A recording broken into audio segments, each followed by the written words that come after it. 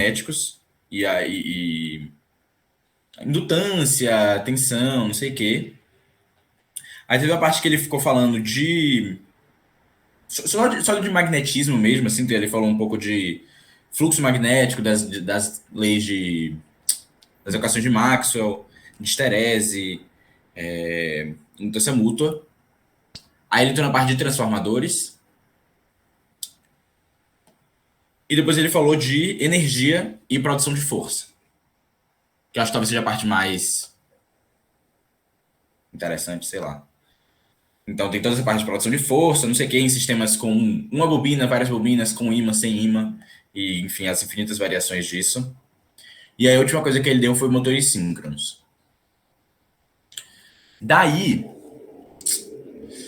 eu acho que a gente podia fazer como a gente sempre faz, e tipo, dar uma passadinha pelo assunto, e aí quando chegar em alguma coisa que dê pra gente fazer uma questão, a gente vai lá e tenta fazer alguma coisa. Pelo menos os assuntos que forem relevantes. Vamos lá. Ok. A primeira parte que ele deu foi só a parte de revisão de elétrica. Eu acho que não vale muito a pena a gente ficar muito tempo nisso aqui, porque, tipo, a gente já deu. É possível que eu imagino, torço até que caia alguma questão disso, tipo, sei lá, cai um circuito com, sei lá, resistência, indutância, capacitância e tal. E aí você resolve. Mas acho que a gente tem problemas maiores. Tudo bem?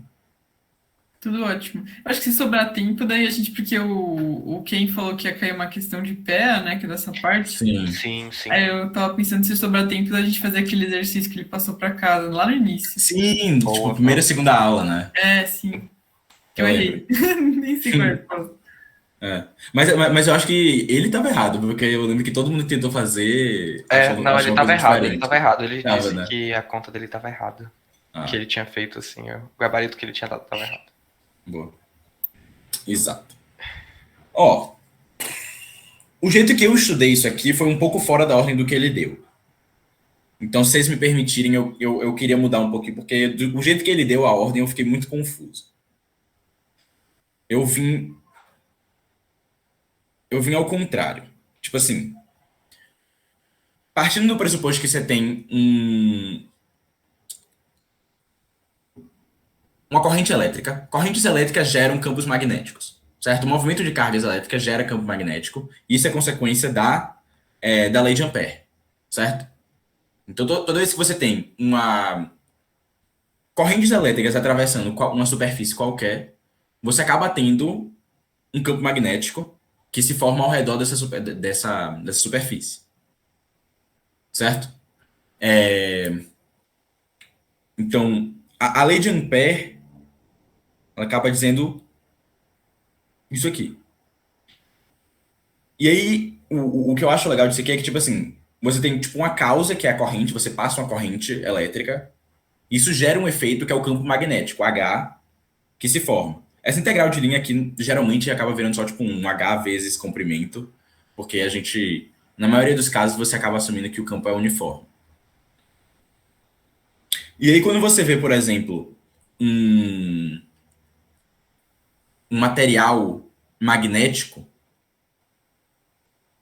por exemplo, um núcleo de ferro, tipo um núcleo desses assim,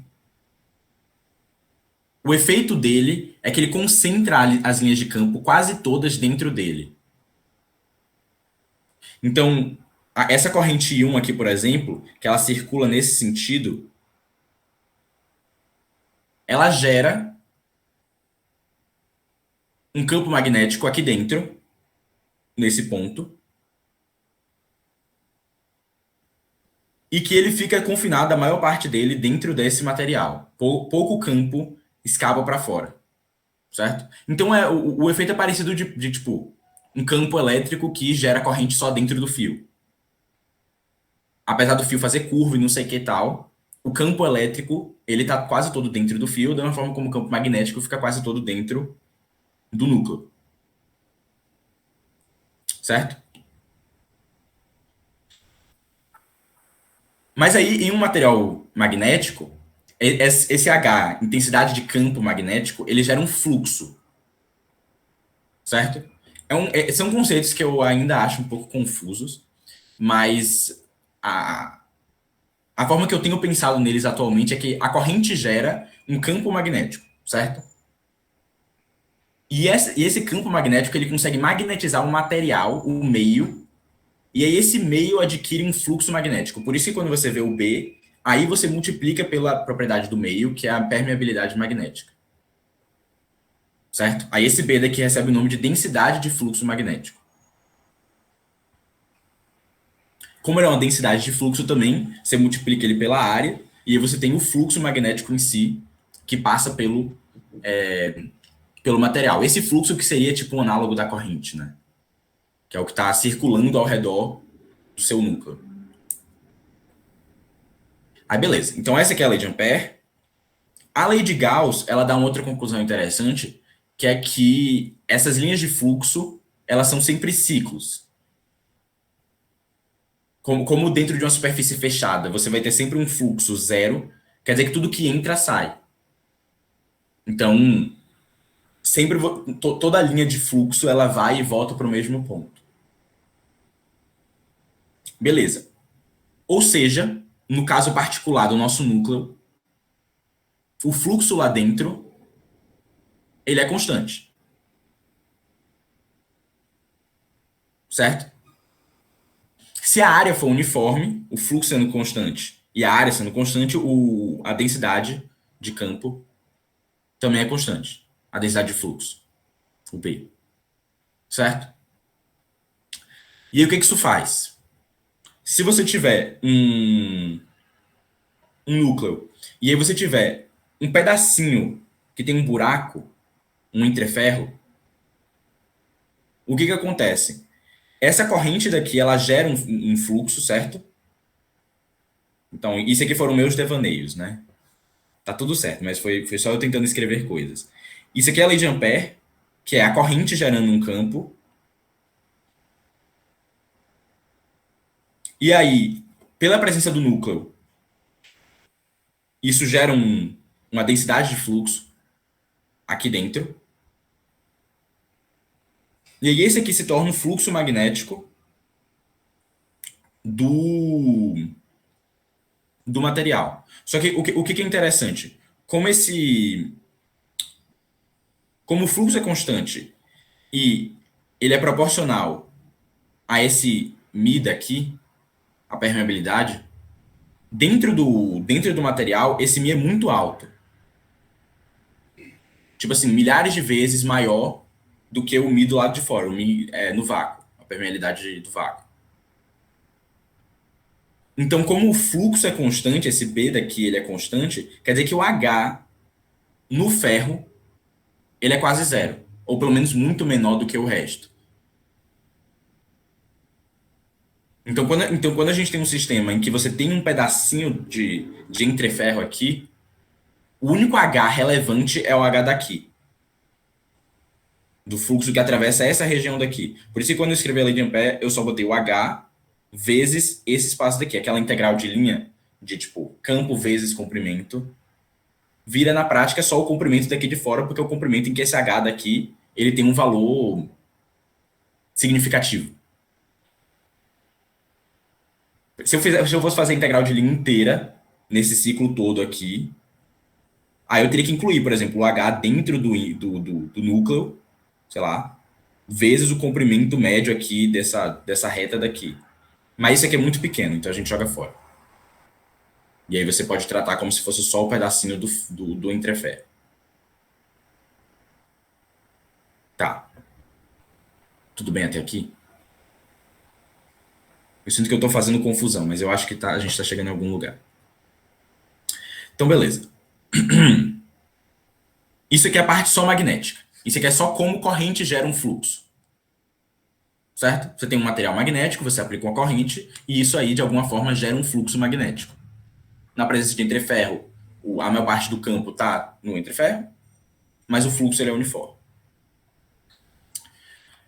Aí, a gente começa a entrar na parte em que as coisas começam a variar. Certo? Esse fluxo, passando pela espira, ele gera um fluxo concatenado, que é uma definição só de número de espiras vezes o fluxo. Certo? Tanto que nisso aqui, geralmente, acaba aparecendo na expressão final, assim, um n quadrado, né? Porque o fluxo já é proporcional ao número de espiras, né? Quanto mais espiras, maior o fluxo. E aí, quando você calcula o fluxo concatenado lambda, você multiplica pelo número de espiras de novo. Certo? Mas aí, o que é interessante nisso é que a lei de Faraday agora, que é essa daqui, ela dá pra gente uma expressão da força eletromotriz, da tensão gerada entre os terminais do fio que está passando essa corrente. Que é essa daqui.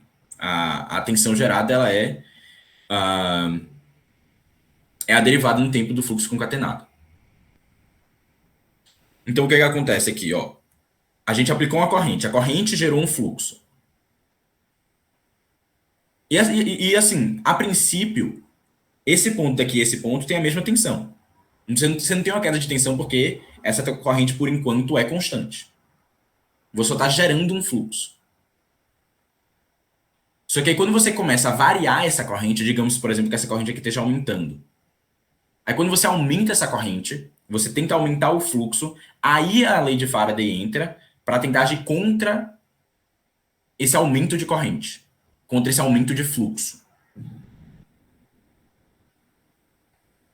E aí ela gera uma tensão para se opor a essa variação.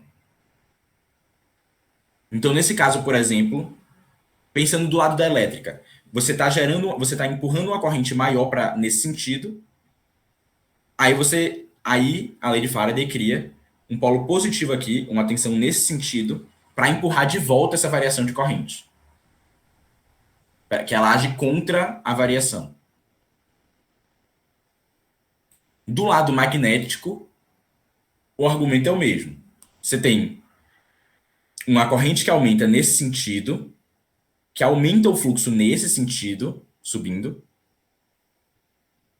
E aí, a lei de Faraday tenta equilibrar isso. Então, ela tenta gerar um fluxo no sentido contrário, para balancear isso.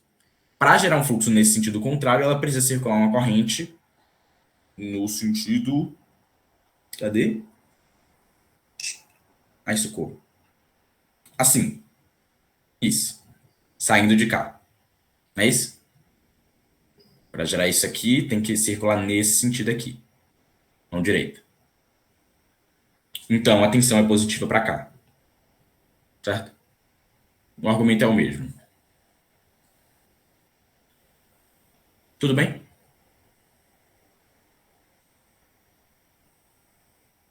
Beleza.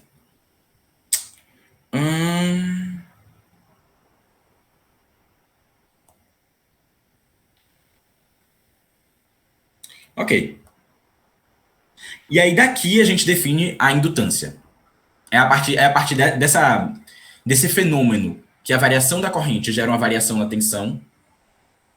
A variação na corrente gera uma tensão que a gente define a indutância. Que é aquela equação que o Gabriel tinha comentado, que é que a tensão sobre essa indutância, ela é a indutância vezes a derivada da corrente. Que é aquela mesma ideia. A variação da corrente gera uma tensão. A definição mesmo da indutância como propriedade do material, do sistema, é essa daqui. Ela é a razão entre o fluxo concatenado e a corrente. Porque se você for ver, a gente consegue calcular o fluxo concatenado só olhando para o problema aqui, é o que a gente fez aqui, a gente calculou o fluxo. A gente consegue calcular o fluxo só olhando assim, essa corrente gera um fluxo, não sei o que, multiplica pelo número de espiras, divide pela corrente que causou, e aí você tem a indutância, que é a propriedade só do sistema, da geometria dele, das propriedades materiais, não sei o que. Mas que não é um parâmetro, tipo assim, dependendo de como o circuito tá. É um parâmetro só da configuração lá dele. Aí você pode trocar isso por um indutor, né, na representação dele, para escrever isso aqui, né? E aí agora você resolve um problema elétrico, e puramente elétrico. Você trata tudo aquilo como se fosse um LDI dt, do ponto de vista daquele circuito.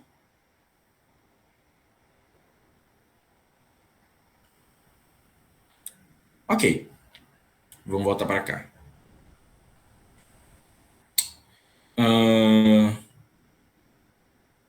Para ver se a gente não perdeu nada interessante aqui. E agora eu acho que é interessante falar de indutância mútua. Certo? Porque qual que é a questão? O fluxo, ele é gerado pela presença da corrente, certo? A gente já discutido isso. Só que esse fluxo, ele circula por todo o material magnético.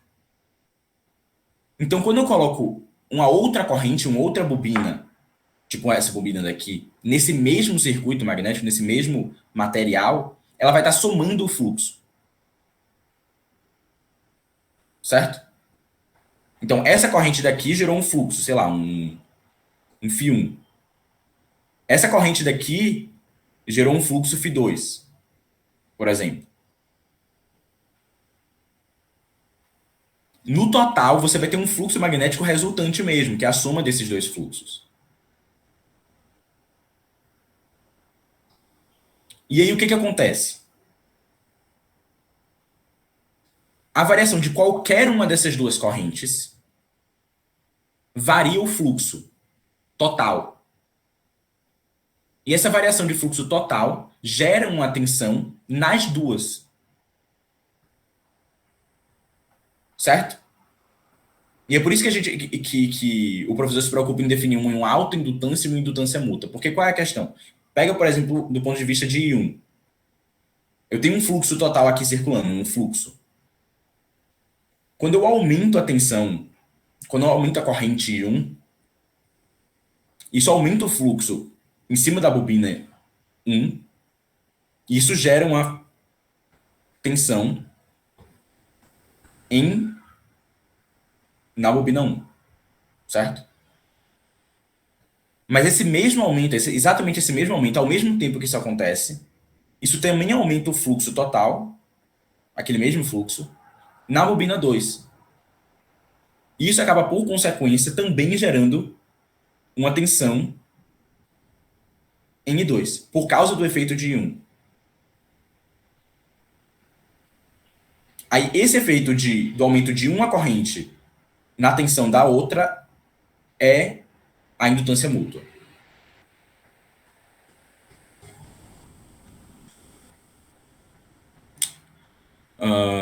Deixa eu ver se tem aqui uma definição legal.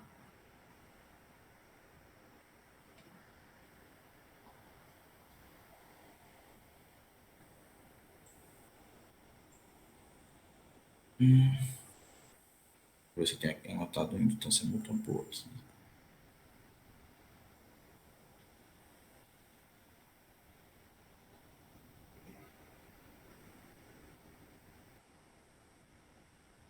Tá. Aqui não tem exatamente, então deixa eu escrever.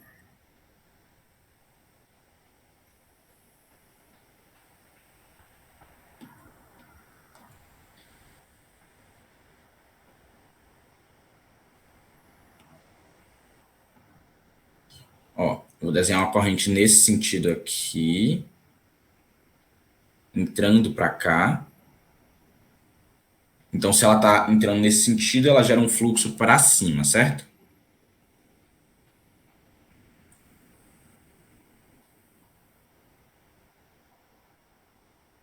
E aí eu vou desenhar do outro lado também uma corrente e eu vou fazer ela de uma forma que ela gere um fluxo no mesmo sentido para a gente simplificar o problema, né? Então ela está entrando aqui, 2. Ela também gera um fluxo nesse sentido. Ok? Vocês veem? Apesar de um estar para cima e outro estar para baixo, eles estão no mesmo sentido de fato, porque o sentido é esse daqui, certo?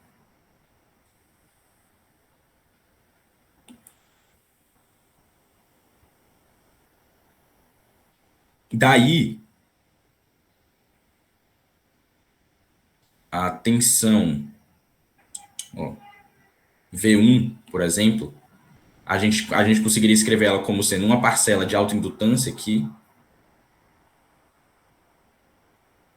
que é por causa da variação de I1,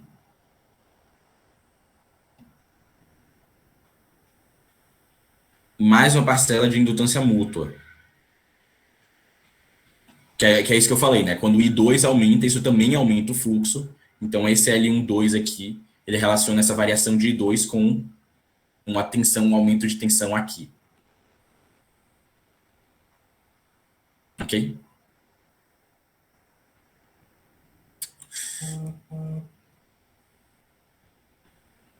Beleza. Tá.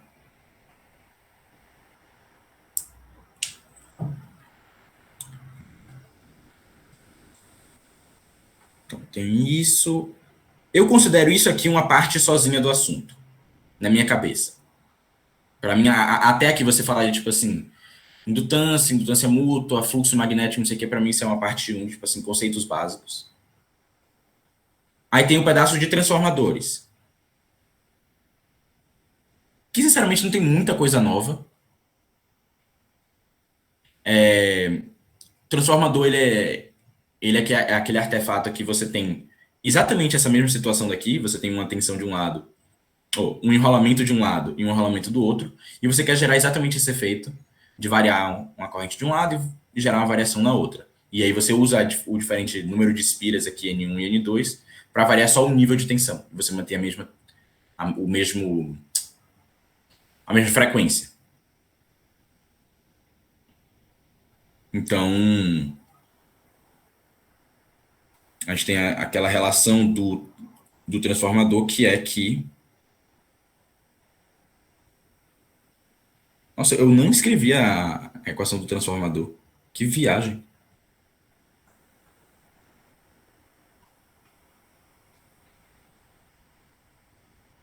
Tá, mas escrevendo assim, ó, a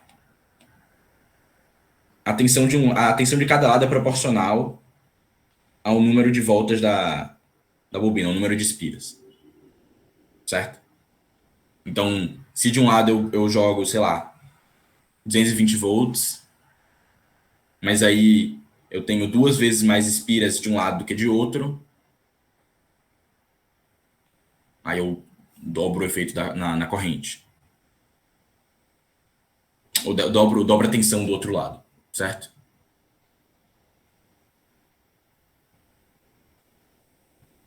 É isso. Transformadores.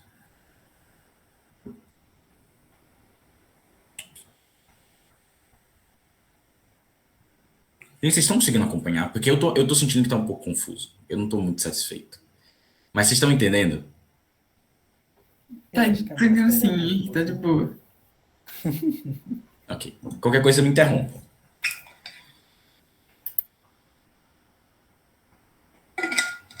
E depois a gente pega uma questão para fazer e acho que aí fica Fica mais concreto. Porque só por conceito o professor deu todos os conceitos. Não quer dizer que a gente entendeu. Em questão para fazer, aquele PDF de questões para discutir, tem gabarito? Eu acho que a aula que ele... Tá. Não, mas vamos do início aqui. A gente faz, tipo, sei lá, 1 e a 3, que elas são diferentes, pelo menos. E aí depois a gente passa pro teste 2. Beleza, bora. Tá. Essa aqui. Considere a bobina mostrada no figura abaixo. Ela é feita de um material ferromagnético, permeabilidade magnética MR, M0. Ok? Seção transversal da bobina tem área AR. Aí o comprimento médio da parte com material ferromagnético é LC e o comprimento da fenda é LG. Então, tudo isso aqui é LC e a LG é só isso aqui.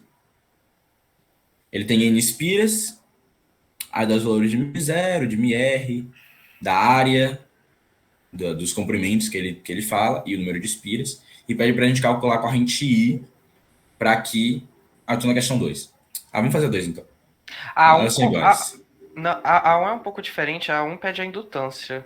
Eu acho que é tipo Pede o a primeiro indutância? passo, sabe? Pronto, então vamos fazer isso aqui. É verdade. Eu acho que é melhor Ok. fazer um primeiro. Ok. Então, o que acontece? A gente tem aqui uma corrente que entra e que gera um fluxo na bobina como um todo. Certo? Só que aí, o que acontece? Como você tem um entreferro aqui, você tem assim, ó, o, o fluxo todo, o fluxo, ele é constante em toda, em todo o material, certo? Certo. Como a área também é constante, o campo magnético, a densidade de fluxo B também é constante. Me confundo muito com os nomes.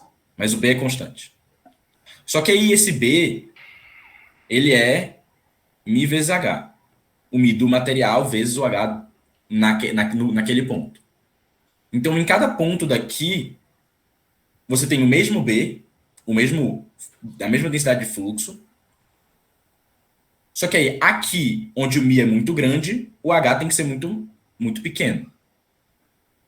E aqui, onde o μ é menor, o H é maior. Ou seja, a gente vai assumir que só tem H nessa região daqui e no resto não tem. Ou pelo menos é tão pequeno que a gente não vai levar em conta na conta.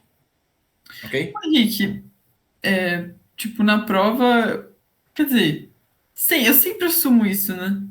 Sim. É porque eu fiquei levando até o final. Aí só no final eu falei, O que você ficou levando até o final? A gente pode até. Como ele dá os comprimentos aqui, eu acho que essa questão é até legal, que, tipo assim, como ele dá o comprimento dessa região daqui, a gente consegue calcular qual é a contribuição do é, campo. Então, vamos até fazer. Eu tinha feito isso aqui e é legal que, tipo assim, é uma variação tão pequena, mas é tão pequena que você realmente pode jogar fora. eu acho que eu calculei com coisa, né? Deu 0,05 Uhum. vezes 10 a menos 3 a mais. Então fica 1,25, eu acho. É. Mas vamos lá. O que como a gente quer calcular fluxo, ó, a gente quer calcular a indutância. Mas a indutância, ela é o fluxo concatenado dividido pela corrente. Então a primeira coisa que a gente quer fazer é calcular o fluxo, certo? Para isso a gente vai usar a lei de Ampère. Ampère, isso. Nesse ciclo daqui, ó. Nessa superfície fechada. Incluindo isso aqui. Enfim. Tá, aí pela lei de Ampère você tem assim, ó. A lei de Ampère certinha ficaria assim. A integral de linha do campo, ela é igual ao somatório das correntes que atravessa. Tem uma forma disso aqui com integral do lado direito também, mas aí também já é demais. Aí essa integral de linha do campo aqui do lado esquerdo, ela fica o campo dentro do núcleo, vezes o comprimento médio no núcleo, mais o campo na fenda, vezes o comprimento da fenda. Isso é N vezes, porque a espira passa aqui N vezes, a corrente da bobina. Beleza. E isso é a força magnetomotriz também. Exato. Essa aqui é a força magnetomotriz. Bom, aí a gente tem aqui que esses campos aqui eles estão relacionados com o B, né? Você tem B sobre Mi, é isso aí? É isso aí. No caso do material, é um MR vezes Mi0, que é a permeabilidade do núcleo. E no caso da fenda, você tem só o vácuo.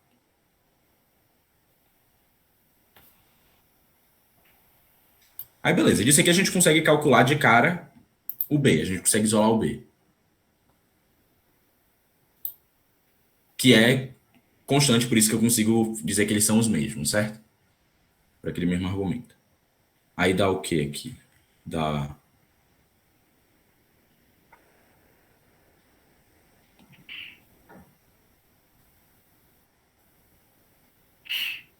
Dá isso aqui, né?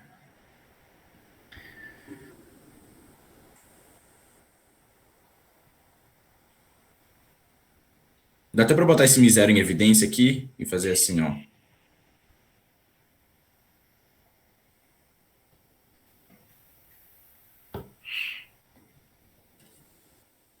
Beleza? Aí agora a gente calcula a indutância direto, quase, né? Você tem a indutância que é lambda sobre I, que é N vezes o fluxo, que é B vezes A, dividido pela corrente. E aí, jogando isso aqui dentro, aí, ó, essa corrente daqui vai cortar com essa, aqui em cima. Esse N vira um N quadrado. Então fica μ0 N quadrado A dividido por LC sobre μR mais LG. Ok. Isso aqui deveria dar alguma resposta. Foi isso que você fez, Sofia? Sim, só que ali quando você simplificou a segunda vez, aí a fórmula ficou diferente, mas é a mesma fórmula. Ficou assim. E aí, se você calcular isso, vai dar 1,256 vezes 10 a menos 3 Henry. Nice.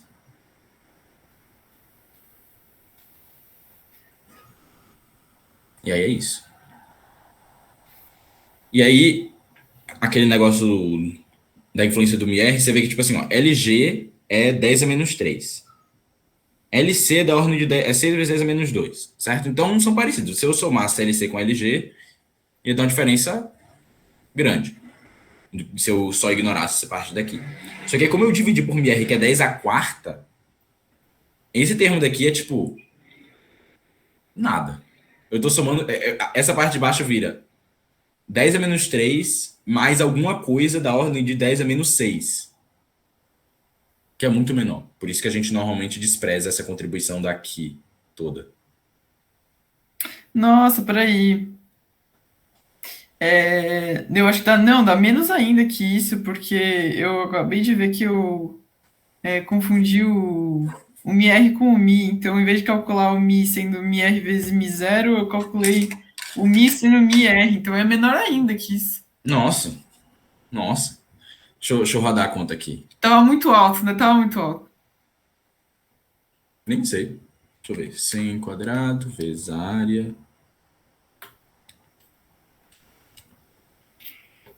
LC.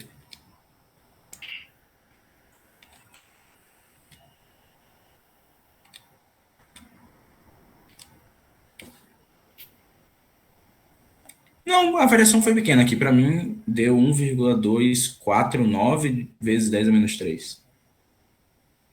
Não sei se eu errei alguma coisa aqui, mas para mim deu isso.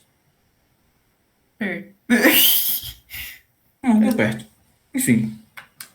Bom, acho que então esse exercício já foi, aí a gente já consegue o 2 também, porque o 2 é O 2 é consequência disso aqui. consequência. O 2, inclusive, não tem. Tipo assim, ele é só o. Tipo assim, ele calcula I para que B seja 0,5. Aí você pega essa equação daqui e isola o I. Acabou. Não tem nada demais. Vai dar 3,97 ampere. Vai dar Sim. 4 amperes. Tem essa opção? Tem Ai, 1, 2, 3, 4, 5.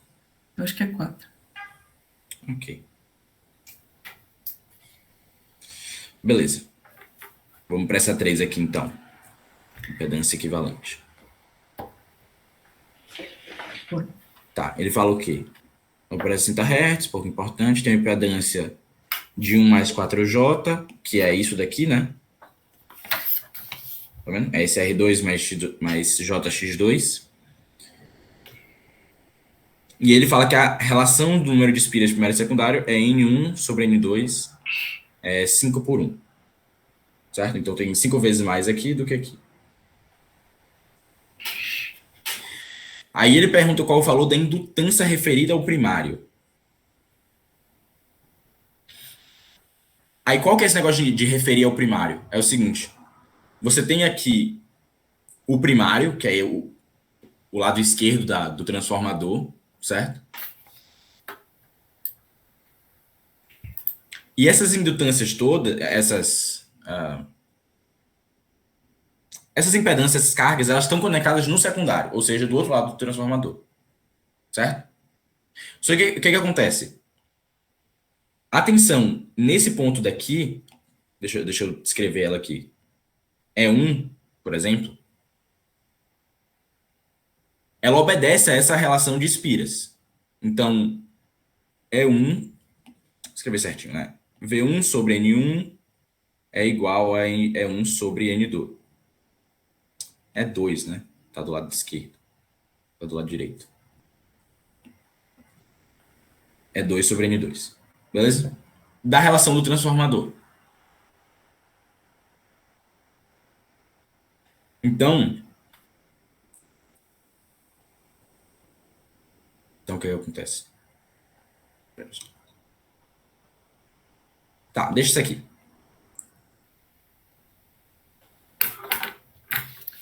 A gente não sabe o que faz ele feliz, então a gente bota tudo, né? É. Pô, mas complicado. Você vai deduzir a fórmula da relação de N1 e N2 com impedância, Henrique? Ela já tá, ela já aparece aqui. Porque qual que é a questão? Por exemplo, vamos pensar assim, a impedância do lado direito, seria tipo, é 1 sobre é 2 sobre 2, certo? A Certo. impedância é tensão sobre corrente. Só que aí, por um lado, é 2. Se jogar isso aqui assim, vira tipo um V1 vezes N2 sobre N1. E do outro lado, isso aqui fica, ó, I2 ele vira N1 sobre N2, certo? A relação é espelhada. Então, o que acontece é que a tensão no secundário ela é a mesma coisa que uma tensão no primário, só que vezes um N2 sobre N1 ao quadrado. Que eu estou dividindo aqui, né? Então, quando eu inverter esse de baixo, eles vão ficar a mesma coisa aqui em cima. Ou seja, visto do primário, então você pegar, tipo assim, se eu estiver olhando só do primário, usando tensões de primário, esse V1 sobre I1, ele é a impedância de verdade que tá aparecendo aqui, vezes N1 sobre N2 ao quadrado, que é a relação do transformador, que nesse caso aqui é 5 por 1. Entendeu? Então, na prática o que acontece é, você aplica a tensão aqui. Ah, a relação é 5 por 1. Então, a tensão daqui para cá cai 5 vezes, a corrente aumenta 5 vezes, e a impedância aumenta ou diminui 5 ao quadrado vezes. Por causa dessa relação, que você está sempre dividindo tensão por corrente para ter impedância.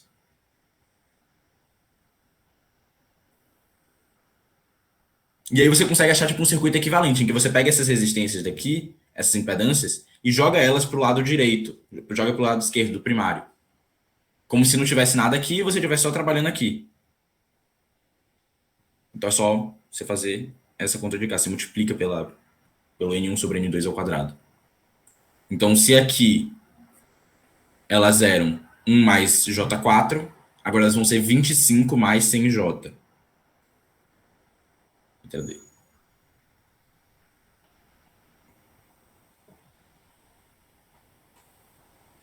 É isso.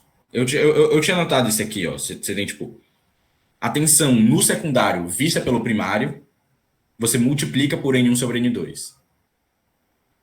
A corrente no secundário vista do primário, você multiplica por N2 sobre N1, ou divide por N1 sobre N2. E a impedância é o fator ao quadrado.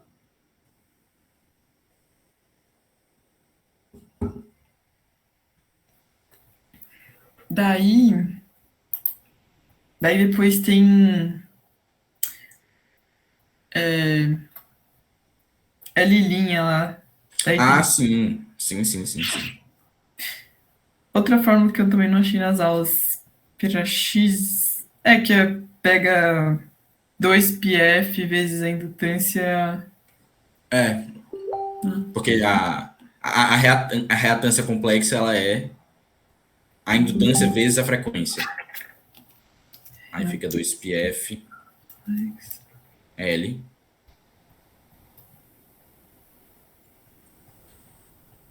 Ou seja, nosso L seria x sobre 2πf. Só que aí, como ele tá pedindo para ver vista do primário, aí eu multiplico por N1 sobre N2 ao quadrado. Aí vira o meu L'. Nossa, sério? Entendeu? É tipo assim, se eu não tivesse... Se eu tiver... A impedância real do lado de cá, esse x2 aqui, ele é por causa de x sobre 2πf, uma indutância. Certo? É o que está acontecendo do lado direito. Só que se eu quiser tirar esse indutor daqui e colocar um indutor equivalente do lado esquerdo, do lado do primário, o valor dele é só multiplicar por N1 sobre N2 ao quadrado. Certo. E aí é isso aqui que deve dar o valor. Então, vamos até checar, né? A gente tem esse x aqui é 4. Tá bom, vamos pro testinho 2, então, que tem uma teórica logo de cara ali. Daí, o que vocês acham? Daí a gente continua, a gente faz algumas questões aqui desse textinho, daí a gente continua de conversão eletromecânica, aí termina logo e a gente já vai fazer a P1 de, sei lá, 2016, ou dar uma olhadinha nas questões da... Boa. Eu fiz 2015, onde tem uma questão gigantesca que tem 2 bobinas e um ímã. Boa. Ok. Vamos observar as alternativas então. No circuito equivalente, as tensões EA e EB são sempre iguais. Na minha cabeça, isso tem que ser verdade, porque elas estão em paralelo. Tipo, você não tem muito pra onde correr. Se você seguir só esse caminho daqui, você não tem nenhuma queda de tensão na linha, sabe? Você não tem um resistor aqui, um indutor, um capacitor, você não tem nada. Então EA é igual a EB. Ah. É. Legal. Então, verdadeira. Isso. Verdadeira. Tá. Vamos ver aqui. Se o número de espiras... Só pra gente ver as outras e poder discutir. Fisicamente, se o número de espiras fosse diferente, as tensões seriam iguais. Não. Não. Uhum. Não. Perdas elétricas. A perda no circuito equivalente, não. Nesse circuito que ele desenhou daqui, ele é perfeito. Só, se tivesse uma resistência, daí ia ter. É, exatamente. Você poderia botar uma resistência ou aqui na linha ou aqui em paralelo. Tá.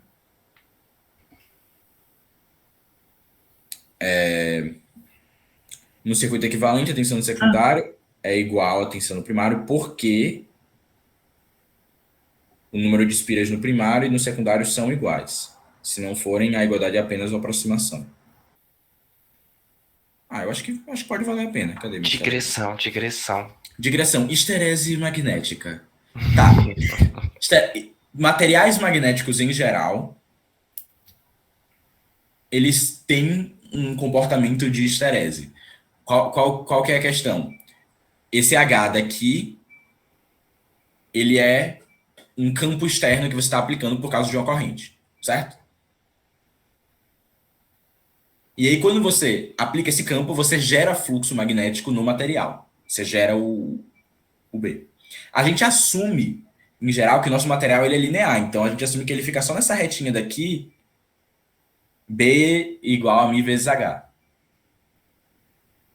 Certo? Na prática, não é bem assim. Quando você aplica a magnetização, você aplica um campo e depois você tira, ele não volta certinho pela nossa retinha de μ aqui para ficar com um fluxo zero, porque o material ainda fica magnetizado. É porque, tipo assim, o campo ele tá rotacionando os domínios magnéticos, né? Você tem no material, você tem os polos magnéticos do material em si, né? Do material. Então, mesmo que você tire um campo que alinhou eles, quando você tira esse campo, não necessariamente eles voltam para o estado aleatório de antes. Então pode ter um fluxo magnético remanescente do material. E aí, para você, de fato, eliminar a magnetização, você tem que aplicar um campo contrário, que é o campo coercitivo. Então, remanência, coercitividade. Aí é isso. Para materiais magnéticos, eu acho que magnéticos moles que chama, sei lá, núcleos de ferro normal, esses valores aqui são pequenos, então a nossa aproximação de que o material é linear é válida. E é isso que quer dizer que o material é linear.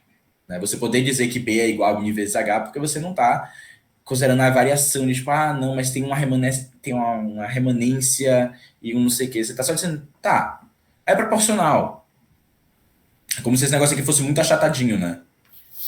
Agora, em um ímã permanente, aí a remanência e a coercitividade são maiores.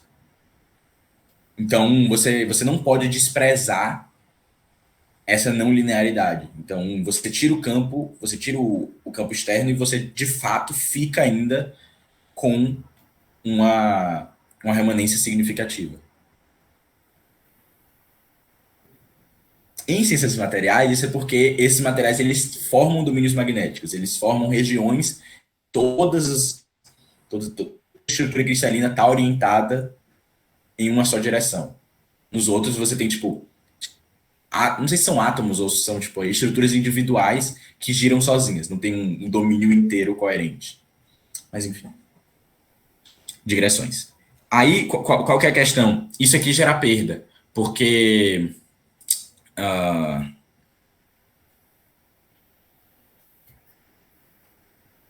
calma. O argumento que o professor usou, eu gostei do argumento que o professor usou. O argumento foi o seguinte: isso aqui, esse eixo daqui é proporcional à corrente, certo? Digamos que a gente está nesse ponto aqui de remanência. Quando eu começo a aplicar uma corrente, o campo, o fluxo, ele já está em um nívelzinho. E aí, quando eu volto com a corrente, eu demoro um pouco até eu conseguir, de fato, anular o fluxo. Então, eles têm uma defasagenzinha aqui por causa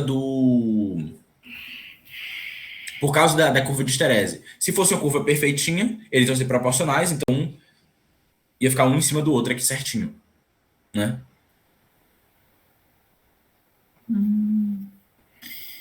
Defasagem. E aí essa defasagem do fluxo com a corrente que gera uma perda, uma potência. Porque, tipo assim, a variação do fluxo gera tensão. Então a tensão ela está relacionada com esse fluxo daqui. Então, quando eu pegar a potência V vezes I, e vai ter uma defasagenzinha, acaba tendo uma parcela da potência que é perdida, né?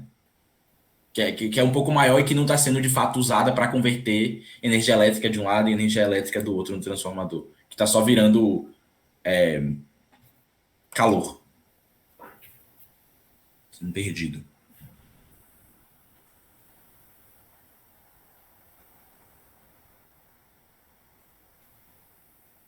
É isso. Fisicamente, isso aí seria o atrito da movimentação do material para se alinhar com o campo. Né? Esse atrito.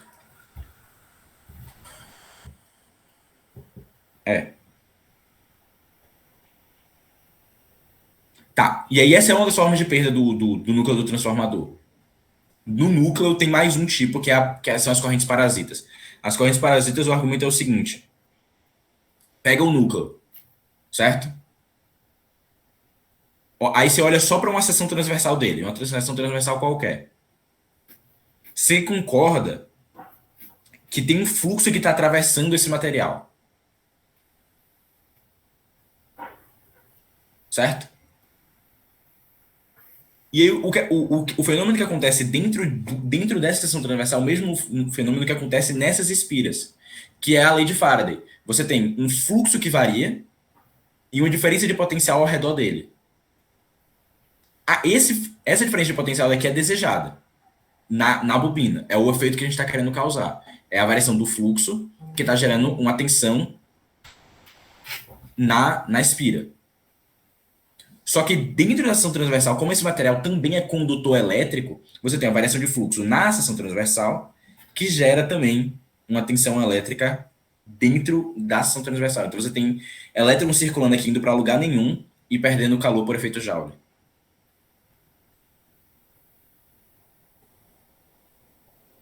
Fez sentido?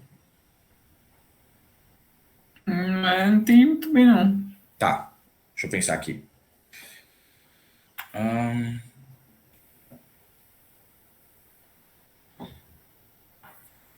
Deixa eu pegar uma página aqui. Tá. Eu vou pegar o nosso transformador e olhar de cima. Ok?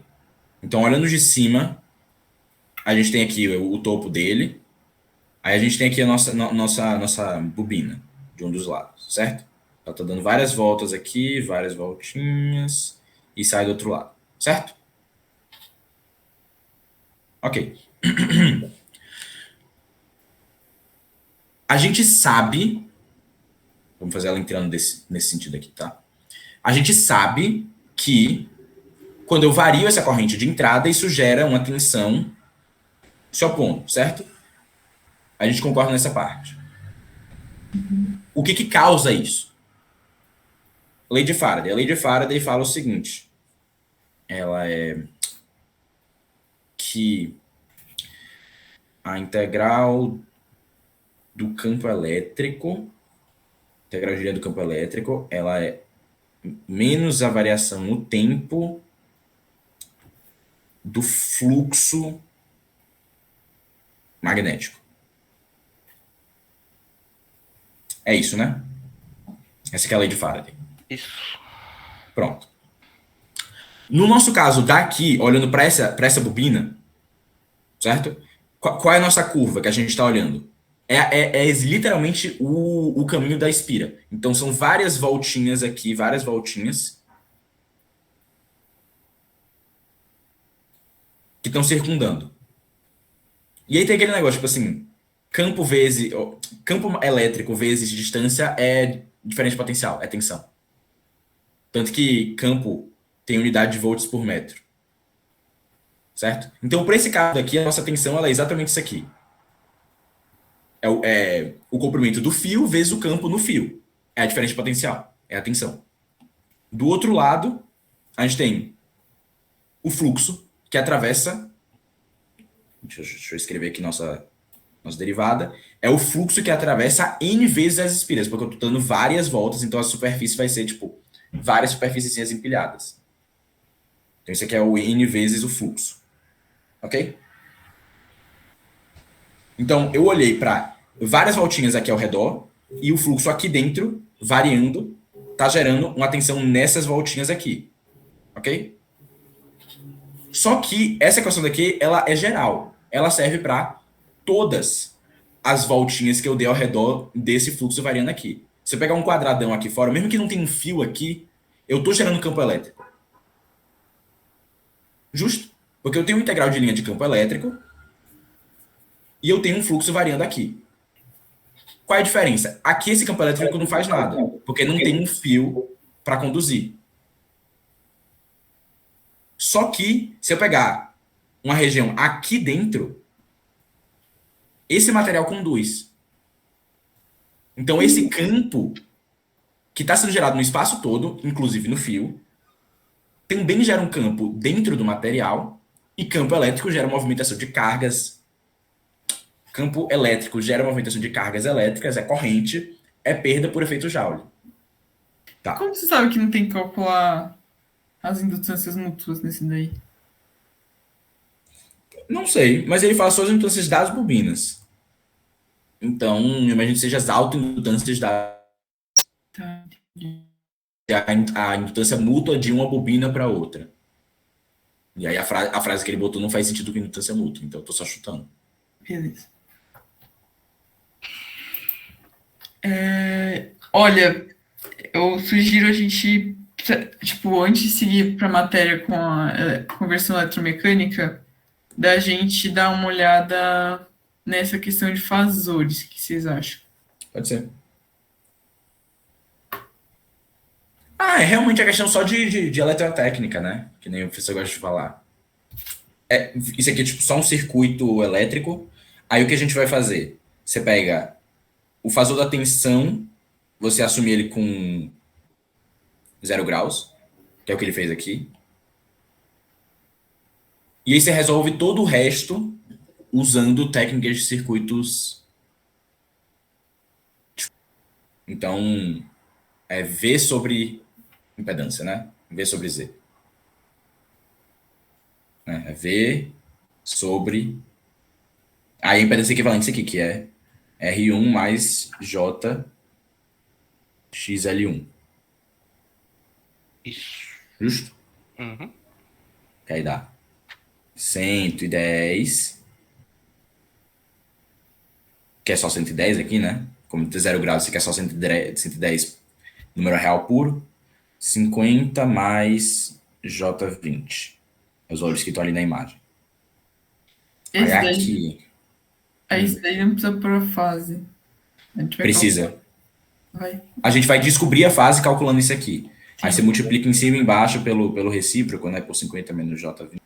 Aí aqui você quer calcular. Aí aqui você quer ângulo e fase, né? Deve ter operação ângulo e fase. Cadê? Ah, só usando Casio. Aquilo. Pronto. Dá 2,04 com fase. Ah, minha fase tá em radianos, peraí. Mas vocês acham que o Cauã não vai pedir isso, não?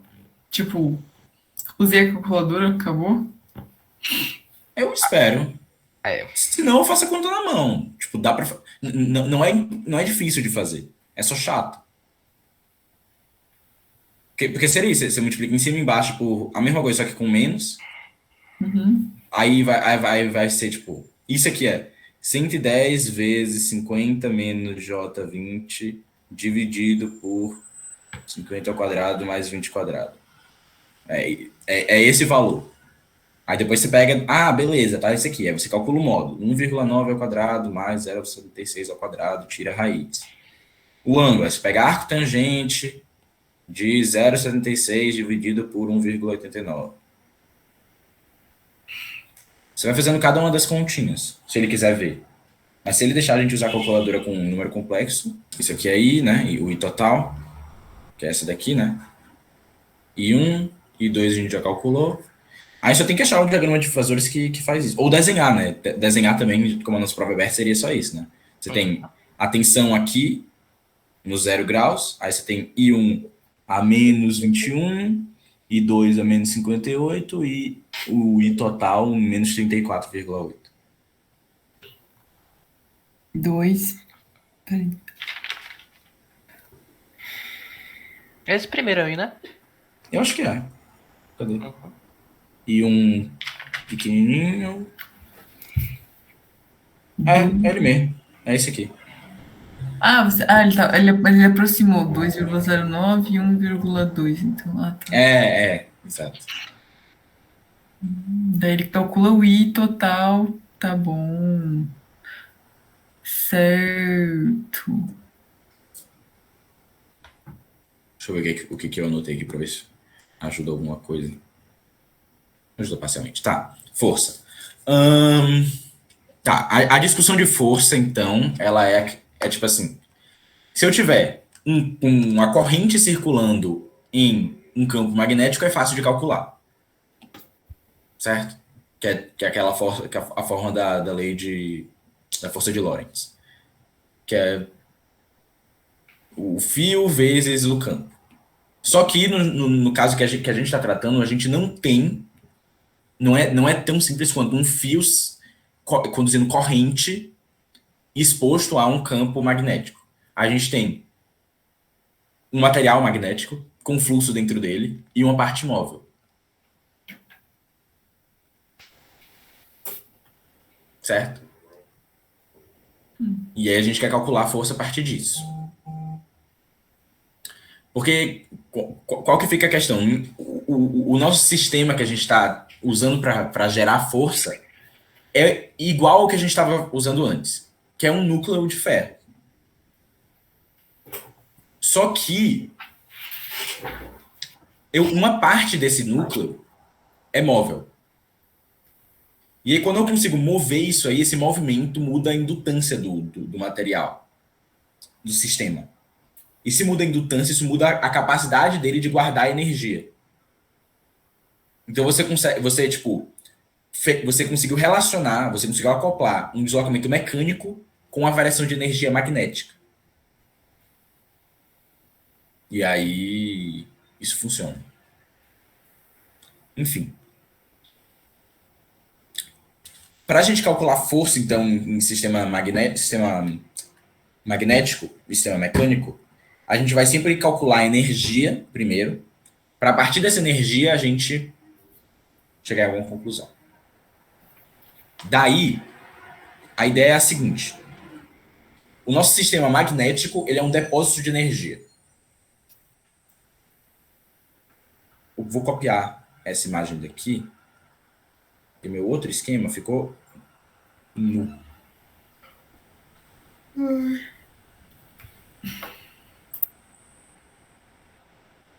Nossa, tem que falar que eu senti falta de copiar as coisas hoje na prova de MacConf, viu? Ficar copiando as equações, não ter que repetir termo, ia ser massa. Tá.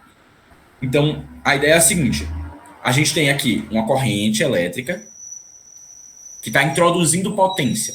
Potência elétrica, tensão vezes corrente. Certo? Você está colocando potência no sistema. Uma parte dessa potência ela fica armazenada no fluxo magnético, armazenada no material, na forma de energia magnética. Certo? Então, uma parte da potência elétrica se transforma em variação de energia magnética dentro do sistema. A outra parte vira potência mecânica, vira deslocamento, vira trabalho mecânico. Força vezes deslocamento, ou no caso de potência, força vezes velocidade. Ok? Só que aí, essa tensão que está sendo aplicada aqui não é uma tensão qualquer. Essa tensão ela é causada pela variação da corrente, pela variação do fluxo. Então, esse E daqui, ele é o nosso d lambda dt, lei de Faraday, e esse fica com essa expressão daqui para a variação de energia magnética. A variação de energia magnética, ela é um I d lambda dt menos um F dx dt, certo? Isso é energia magnética de fato.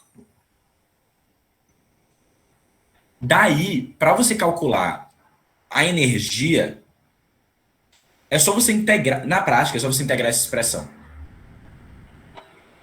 Beleza. Então, eu vou até me dar um espacinho aqui só para eu reescrever isso aqui de uma forma que eu gosto mais. Que é o seguinte.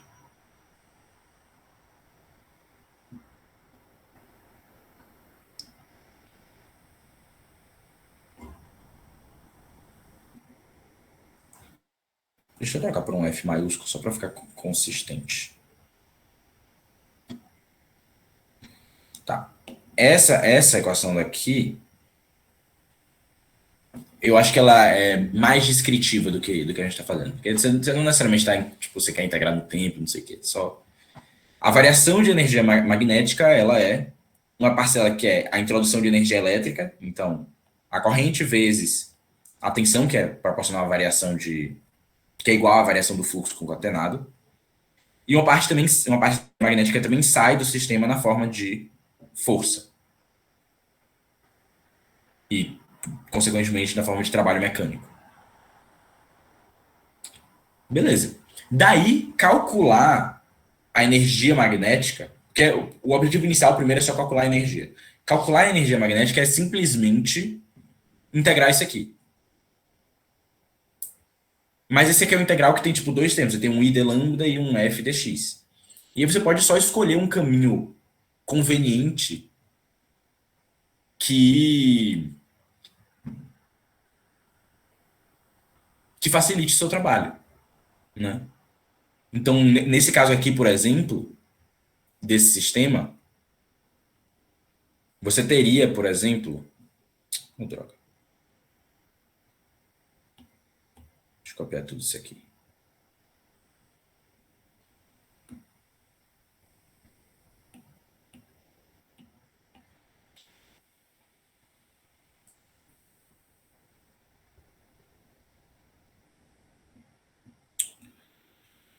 você teria aqui x e lambda, por exemplo. Certo? Eu quero achar a energia no estado, por exemplo, lambda x, certo? Num dado estado final, que é a energia do sistema naquele ponto. Como esse sistema é conservativo, a energia armazenada só depende do estado em que o sistema está. E não importa muito como ele chegou lá. Daí, um caminho conveniente nesse caso se torna esse daqui, ó.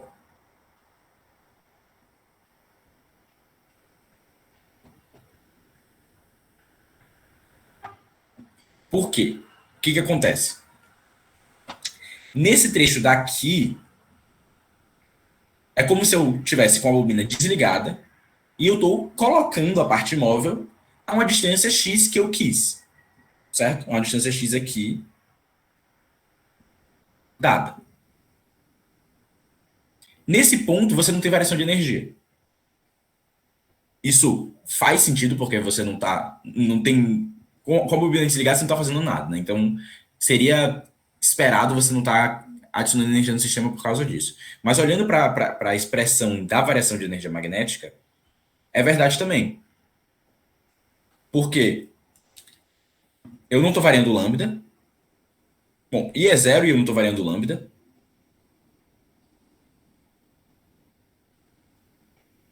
E eu estou variando dx, só que não tem força. Não tem nada gerando força para se opor a esse sistema. Eu não estou realizando trabalho para deslocar isso aqui. Então, essa parte aqui não tem trabalho. Esse trecho aqui, por outro lado, eu não mudo, eu não desloco a minha parte móvel. Então, esse termo daqui some. E aí, na prática, eu só estou integrando esse termo de lambda. Então, a energia ela fica só um integral de 0 a 1 lambda final, né? De d lambda.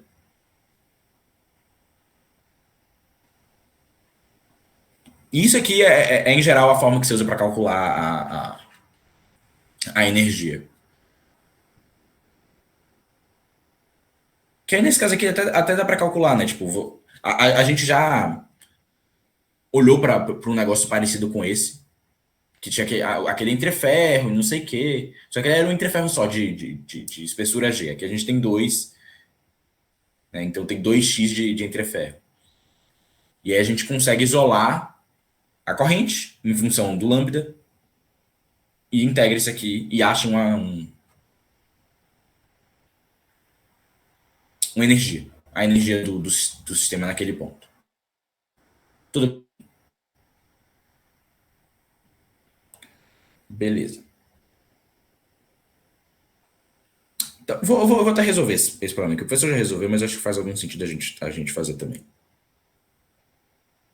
Seria o equivalente a gente, por exemplo, lei de Faraday, N vezes I, a corrente que atravessa essa curva daqui, é igual a H vezes L.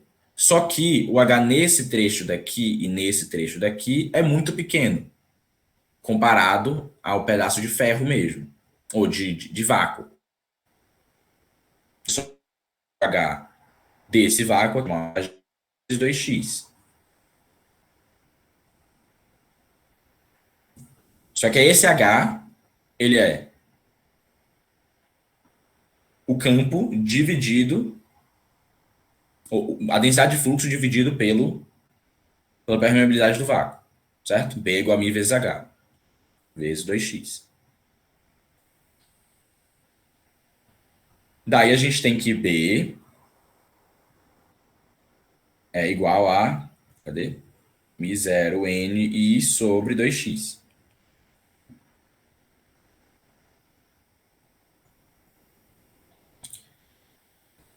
Daí mas o que a gente quer? A gente quer o I em função de lambda, certo? E isso aqui a gente já tinha achado antes, no início. Aí agora o que a gente quer? Para integrar I de lambda, a gente tem que isolar o I e botar em função de lambda. Então, eu vou calcular lambda a partir desse B daqui, né? Então, lambda é n vezes o fluxo, n vezes o fluxo. Então, é n vezes B vezes A, que aí dá μ0 n quadrado A I sobre 2x.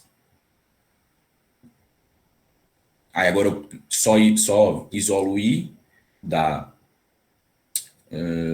μ0 n quadrado A, e aqui eu tenho 2 lambda x. Vou fazer assim, 2x vezes lambda. Certo? Aí agora achar a energia é questão só de integrar isso aqui, né? Você tem a integral de I de lambda, só que eu já achei que é μ0 n quadrado A 2x lambda de lambda. A integral de x dx, né? Integral da função x, é lambda ao quadrado sobre 2. 0 n quadrado A lambda ao quadrado sobre 2. Então, a gente tem aqui lambda ao quadrado x sobre μ0 n quadrado A. Essa é a energia magnética nesse ponto. Nesse estado, né? Dependendo do meu fluxo. Ô, Henrique, o 1 e o 2, os dois têm comprimento X, é isso? Não. Ah, não, esse aqui é lambda. Lambda. Calma aí, desculpa, realmente eu acabei de voltar. Fez aí NI igual a HG vezes 2x. De onde veio esse 2x? X de um lado e x do outro. Ah, tá bom. Ok, beleza. Isso aqui é só a forma de chegar no... Eita miséria, fiquei confuso. De chegar no estado.